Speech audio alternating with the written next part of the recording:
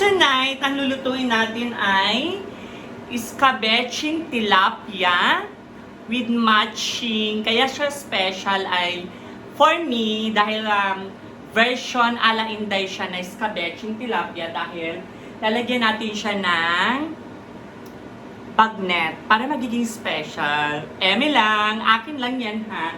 Nasa sa inyo kung anong gusto nyong twist na gagawin sa kahit anong luto nyong ulam. But for me, gagawin ko siya, lalagyan ko siya ng bagnet. At 3 peraso, 4 pala, I mean 3 peraso. Para to make special, of course, meron na tayong piniritong tilapia. Ayan, hindi ko na pinakita kanina. Of course, nandito na ang ating mga sangkap. Kompleto na siya, of course, ayan. Ang ating mga sangkap at ang ating charan! Oy, baka naman. So, this is not a sponsored video. Kaya naman, let's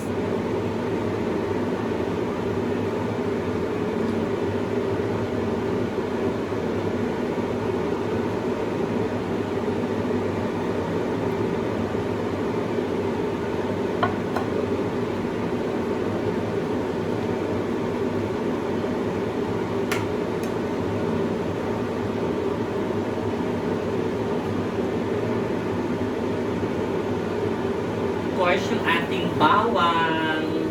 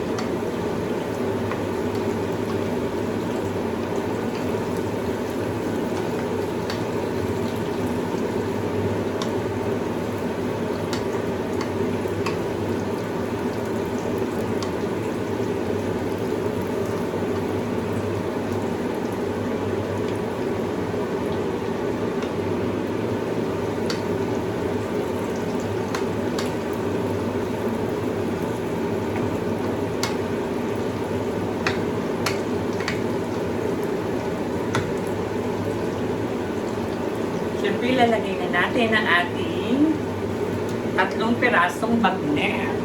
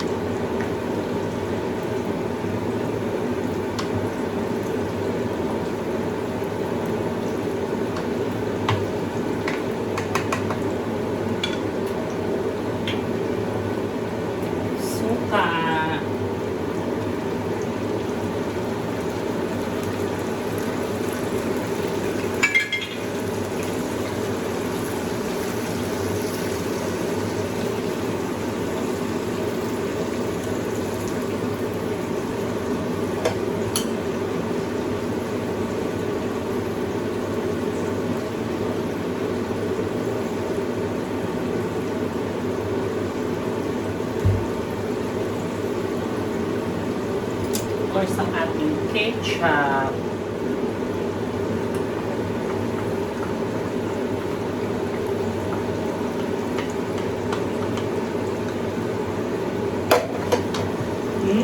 bango.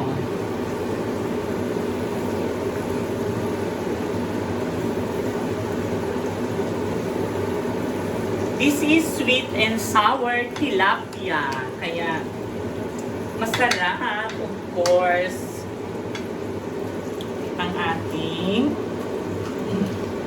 paminta. Siyempre, makukumpleto ang ating sarap pag may paminta. Ang ating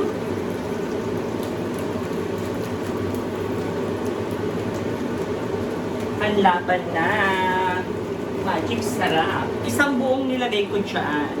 Of course, kung meron kayong, wala kayong slurry, all-purpose, para pampalapot. Kahit pa paano lumapot siya. Pampalapot ng ating sweet and sour.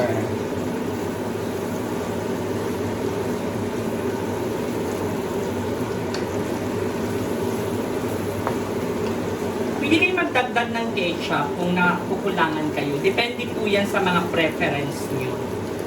So, sa akin, ay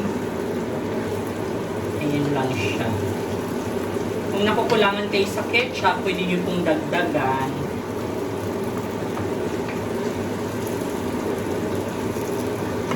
Ayan, ang sarap. Of course, hindi makukumpleto ang ating sweet and sour kung wala ang ating sugar. So, isang kutsarang sugar po ang nilagay ko. Depende ulit yan sa preference niyo sa panlasa niyo.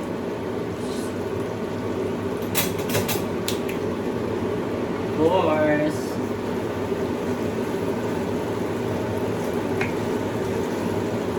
Hinaan natin yung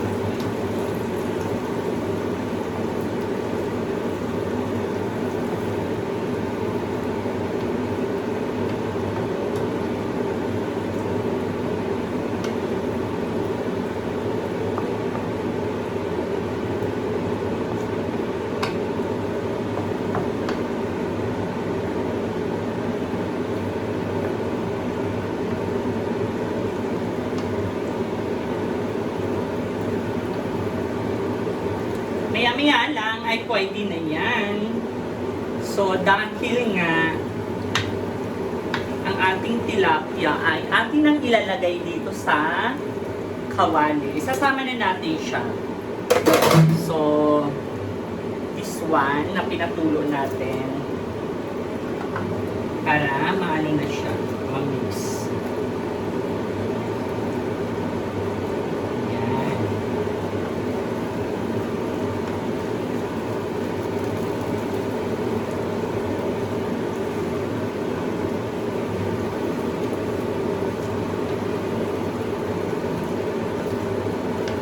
Ating escabeching tilapia with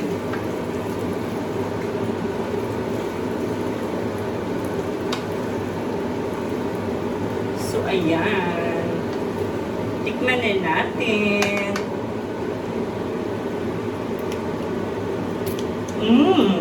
Yummy, sweet and sour na.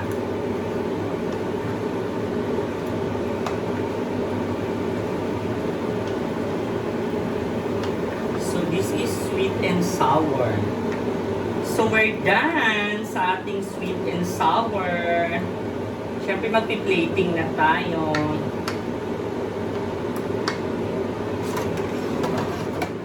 So, ito na ang ating escabeching tilapia with bagnet. Ayan, ang sarap. Pwede na tayong kumain.